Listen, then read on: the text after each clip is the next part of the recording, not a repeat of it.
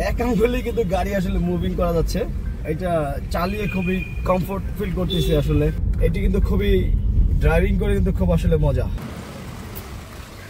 আসসালামু আলাইকুম ভিউয়ার্স, আমি Mohammad Sharif Islam. Welcome back another video BD car Sharif. So viewers, আজকে আপনাদের মাঝে আমি নিয়ে এসেছি গ্লোরি আই অটো 2020 মডেলের এই গাড়িটি। যারা ফ্রেশ কন্ডিশনের একটি গ্লোরি গাড়ি খুঁজছেন তাদের জন্য অবশ্যই এই গাড়িটি একটি বেস্ট গাড়ি হবে।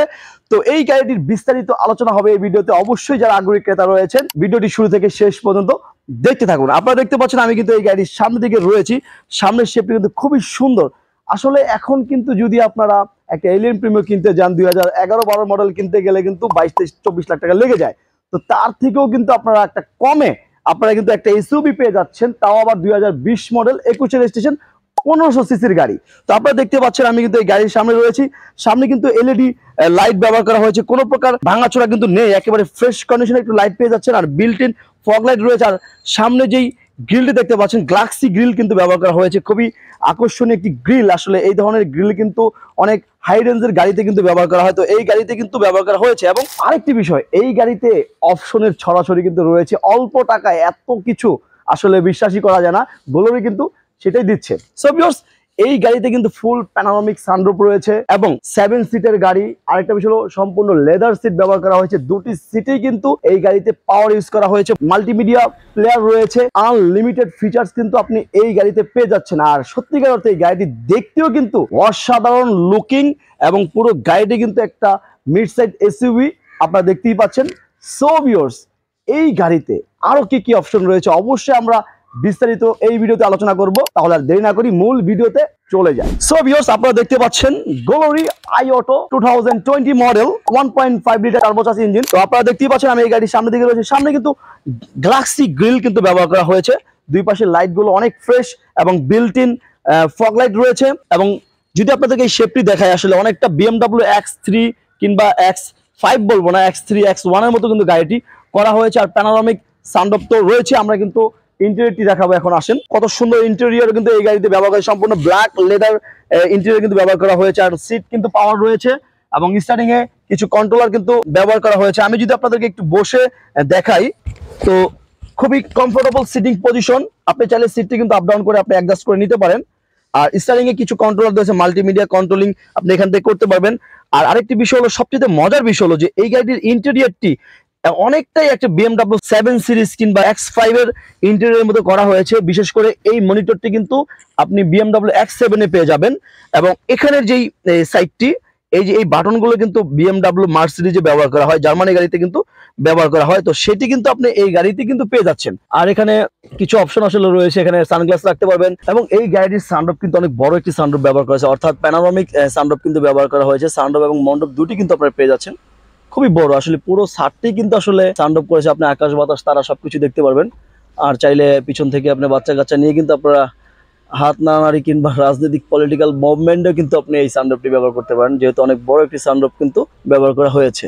সো ভিউয়ার্স, আসলে এই গাড়িতে লেগ স্পেস নিয়ে কোনো ধরনের কমপ্লেইন নেই। আপনারা দেখতে পাচ্ছেন আমি খুবই কমফোর্টেবল ভাবে কিন্তু বসে আছি। এখানে একটা আর্মরেস্ট রয়েছে আর দুটি পানির বোতলও রাখতে পারবেন। আর সানরুফটি আসলে পিছনে কেবিনে বসে কিন্তু অসাধারণ লাগতেছে, আমি কিন্তু সবই দেখতে পাচ্ছি। আর এই সিটটি কিন্তু মুভ হবে, অর্থাৎ সামনে পিছনে কিন্তু আপনি মুভ করে নিতে পারবেন। আরেকটি বিষয় হলো, পুরো সিট পিছনে এবং সামনের সিটগুলো আপনি ফোল্ড করে কিন্তু পুরো গাড়িটি আপনি কিন্তু একটা কার্গো স্পেস বানিয়ে নিতে পারবেন। সো বেশ, আসলে এই গাড়িতে কোনো ধরনের কমপ্লেইন নেই আসলে লেগ স্পেস নেই। আরেকটি বিষয় হলো, এই গাড়িতে ডুয়েল এসির ব্যান্ড রয়েছে, আপনারা দেখতে পাচ্ছেন। আর পিছনে 7 সিটও দেখাবো। পিছনে 7 সিট কিন্তু অ্যাডাল্ট সিট। আসলে আমি কিন্তু বসেই দেখাবো, অ্যাডাল্ট লুক নিয়ে কিন্তু আপনি যেতে পারবেন। আসলে অনেকেই জেনে থাকেন যে আসলে পিছনের সিটগুলো তো বাচ্চারা ছাড়া বসতে পারে না। আপনি দেখেন আমি কিন্তু বসে আছি। হ্যাঁ ঠিক আছে, একটু আমার কিন্তু পা পুরোপুরি লেগে নেই, আসলে জায়গা কিন্তু একেবারে নেই, একটু কষ্ট হচ্ছে। কিন্তু আপনি ইমার্জেন্সি মুভমেন্টে যে কোনো অ্যাডাল্ট লুক নিয়ে কিন্তু আপনি আসলে জার্নিটা করতে পারবেন। আর বাচ্চাদের জন্য তো একদম বেস্ট, আসলে ওদের জন্য কোনো সমস্যাই হবে না। এই হলো 7 সিটের বিষয়।